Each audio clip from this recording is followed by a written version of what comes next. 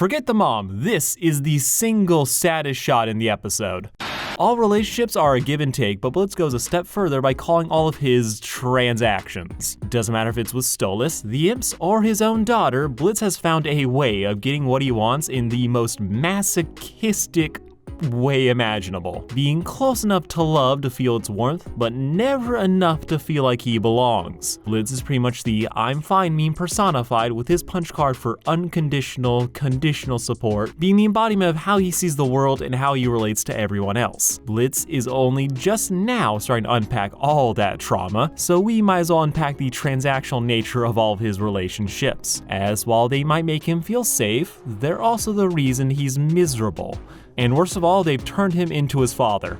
Blitz was fucked by life. Trauma's not a competition, but Blitz would be winning. Born an imp, best Blitz could have hoped for was to become an entertainer for the people who treat him like shit, with the more typical routes for a person of his status being servant or menial laborer. Imps are basically one step above hellhounds, which is a whole class of people that get treated like dogs, though we have seen imps get treated like pets as well. So without many opportunities, Blitz's life managed to get worse. As growing up in his father's circus, Blitz was never able to be the star of the show, having a brand of humor that could only be best described as acquired. Blitz just wanted to make people laugh, with him getting met with silence. Then if that wasn't bad enough, his dad was an abusive piece of shit. Because money! Selling him for $5 in a condom, Cash coerced his son into robbing the home of a Goetia. This probably would have got him killed if he was caught. He thankfully wasn't. This though goes to show just how little he was valued in his father's eyes, being raised to believe that his value comes from what he was able to do for others versus who he actually was. This is how he was raised, and this was a part of who he was even before the incident.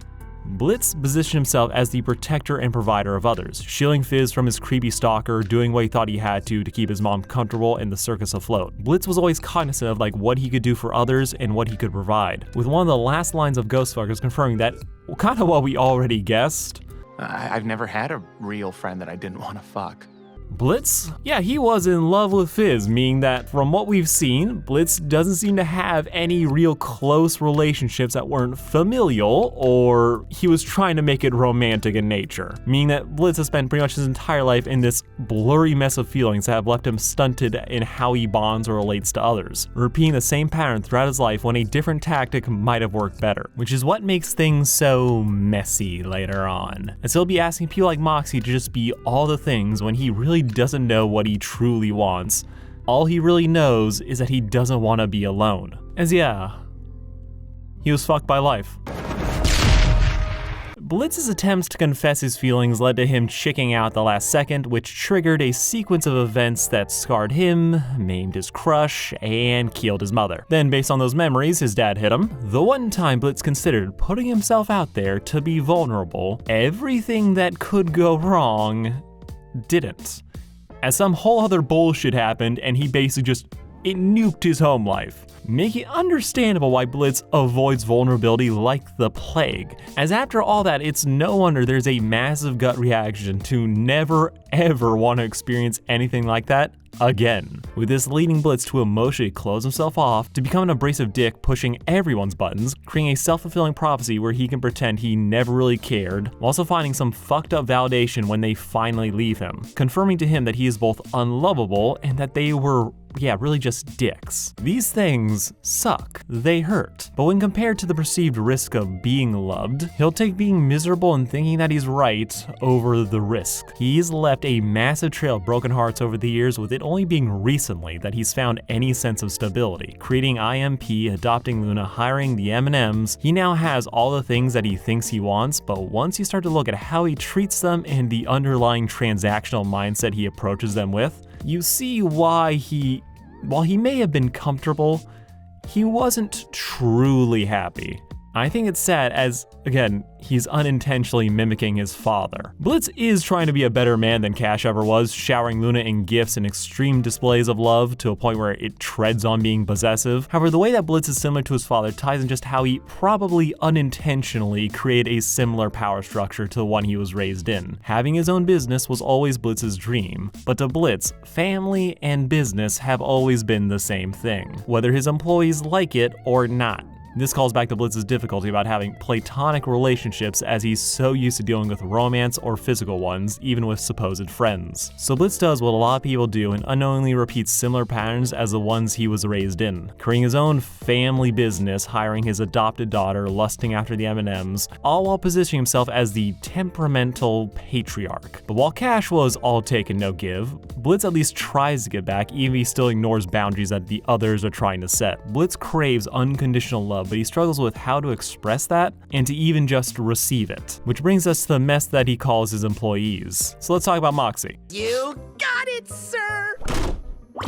First meeting Moxxie in prison, Blitz would essentially take the theater kid under his wing after Mox got his heart broken by Chaz. Helping him found Imp, Blitz's relationship with Mox is a mixed bag. Their relationship is the one that has been most explored, but also one that has just the most contention to it. Moxxie is fully willing to yell and call Blitz on all of his stupid shit, with Blitz yelling back or making fun of Moxxie as arguments are his bread and butter. Blitz has urged Moxxie to have more confidence in himself, to not default to calling him sir all the time, but to see him as Blitz. Speaking to a desire for Mox to just break rank and to see him as a person. Something he is close to doing by how often he talks back, but it's also undercut by just how Moxxie is also the most willing to look to Blitz as an authority figure. Moxxie craves validation. His dad was an abusive monster as well, who killed his own wife, and hated his son for not being a pinnacle of toxic masculinity. Well, that and he wasn't straight, so never getting daddy's love, also trapped in a family business where he felt like he was a disappointment. Moxxie's perfectionism pops up, and his hunger for validation from authority figures means he is overly concerned with impressing Blitz, even as he's exasperated by him most of the time.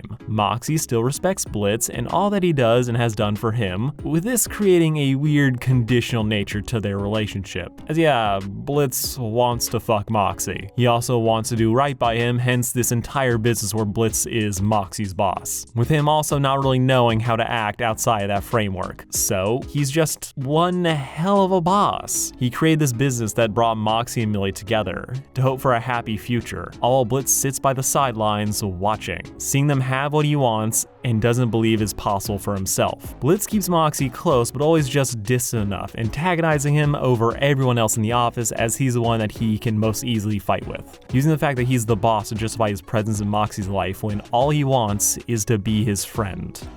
Or booty call. Well, you know, your husband is still a little fuckable. Yeah, he is. Blitz himself admitted that he doesn't know what it's like to have a friend he doesn't want to fuck, so it makes sense that he doesn't know how to be a good one, let alone a decent boss when all he has for reference is his dad and a robo bitch. But being a boss is simple. It creates a specific set of conditions and standards by which Blitz thinks he can interact with his team. He wants them to be more, he consistently breaks those boundaries, but it's still a framework that makes sense to him. It's one that isn't built on something as flimsy as trust or dangerous like open communication. Blitz created the business, they have set hours where they're all together, and Blitz cherishes every second of that even if he doesn't know how to act, using the veneer of the boss-employee dynamic where honestly that's no longer needed at this point, and it probably never was. I think Moxxie sees Blitz as a friend. In order to self-justify why these people are in his life, Blitz had to create Imp, and this holds Blitz back from truly capitalizing on what he has. He's changed the lives of everyone at Imp, but he can't see that as it's hidden behind all of his self-loathing. And this is best explained by Millie. That mean you're not gonna try to be our third anymore? Now everything I said about Moxxie is true about Millie, minus the sleeping with them part, though I'm fairly sure that a three-way isn't fully off the table yet. Millie is the workhorse of Imp, she gets shit done and keeps the boys on track, with her typically rolling with whatever Blitz decides to do.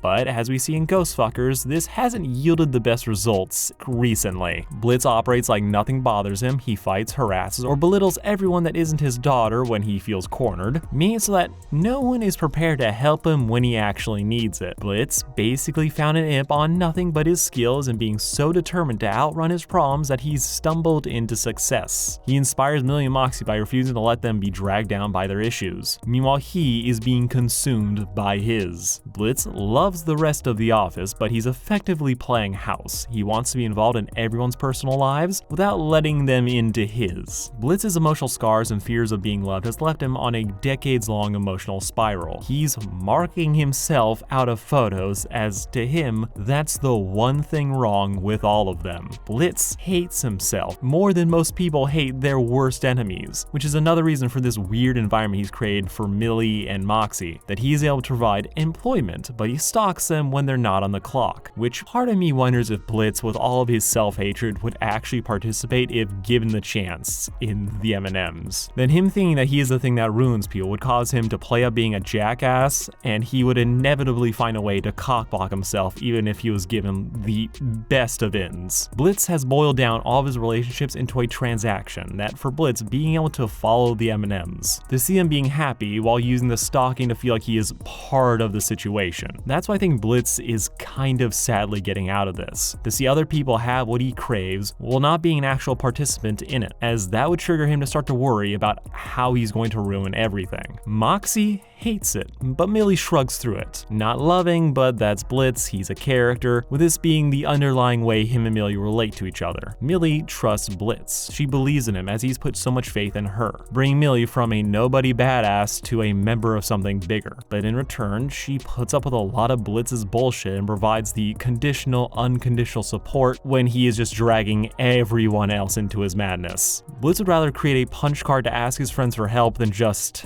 ask. Favors for favors is a world he understands, as then he knows what to expect and what's gonna happen. The uncertainty is gone, even if it restricts the people who most want to help him, as if this is how he's asking others to treat him, they will. Alright, let's talk about his daughter. Because I adopted you! And that should mean something! Now, when it comes to Blitz's transactional relationships, Loona is kind of the most interesting, as on the surface he is nothing but overly loving most of the time, trying to be the dad he never had, but this honestly is part of the issue. I've talked about it in the past, but Blitz doesn't really know how to be a dad. There's elements of Blitz trying to use this adopted child to fill a void in his own life, that while she appreciates him, the type of relationship that Blitz wants isn't the type of relationship that Loona actually needs. She's not a child. This love bombing pisses her off, even if deep down she does appreciate it. This ends up setting the two at odds, especially when his overprotective, possessive self flares up, as he thinks he can draw a line in the sand to keep Loona from hanging out with Tex. He thinks he can tell his 23-year-old daughter who to hang out with, citing the fact that he adopted her.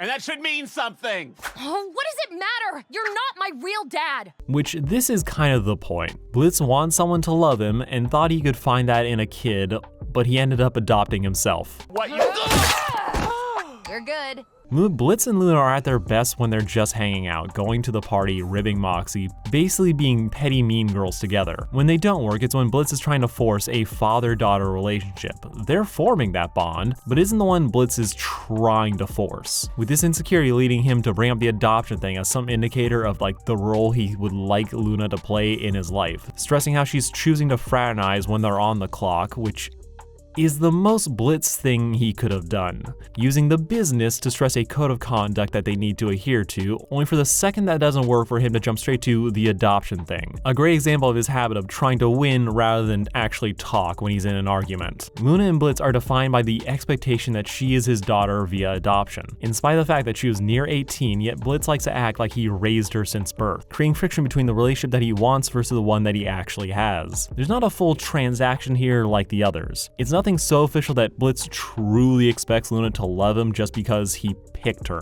but we have seen that element thrown out there. But for him, choosing to stay is everything. To choose to love someone is his biggest fear, so to him, that act should mean something! Making the fact that Loona is his mini-me putting up emotional walls such a difficult situation for him. But it also explains why he would invite Loona to work with him at Imp. It creates a dynamic that he vaguely knows, that he is her boss dad and he'll give her all the love he never had, which honestly I think the transaction here is the one Blitz made with himself, that in having Loona, he allows himself to have an outlet for all of his soul-crushing loneliness, to express his feelings of love to someone publicly, but still in this masochistic bent of Loona not having to love him back. He wants that love, but he hates himself and finds validation in her rejecting him, just like he finds validation in the M&M's lack of enthusiasm for him trying to be their third wheel. The business is just how Blitz justifies being in their life, with the smaller personal dynamics enabling how he acts and hindering their actual growth. Everything Blitz has done has been in service of keeping things as they are, and doing so in ways that he thinks he can be of service. Just to further prove the point about how this mindset of his leads him to, well, fuck himself over, in his desperation to get his sister back, he harasses her co-workers, hunts her down, and ruins her job, where she naturally tells him to fuck off. He ends up defaulting to just offers of help,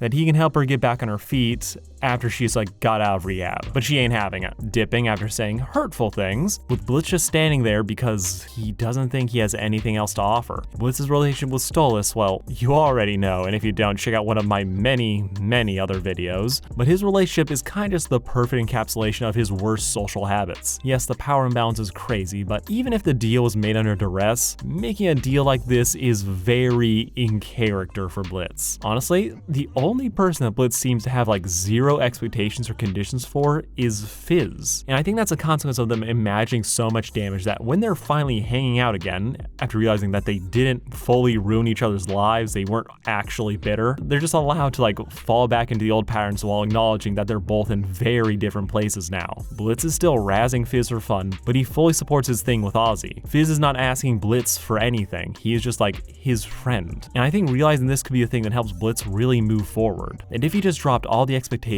of what he thinks he needs to bring to the table, he could instead just appreciate those around him. Blitz is a train wreck, we all know this. His life is a mess both of circumstance and his own making. He is trying to control the way people interact with him, with this creating less than stellar results. I am personally very curious to get a flashback of what he was like before meeting Loona, of the time after the circus of when he was dating Verosika. I want to see if he was more chaotic, somehow worse than he is now. That the idea of creating his own business would help ground and focus him enough to get his life semi back on track. Hence why he's so desperate to use as a way to connect to all the people around him. Blitz is getting in his own way, and you get why. But man, does the realization he is accidentally mimicking his dad it gives all the yikes. Especially when you consider that Blitz picks on the smallest, weakest member of the team who struggles with self-worth issues. Yeah, that's right. Just like dear old dad.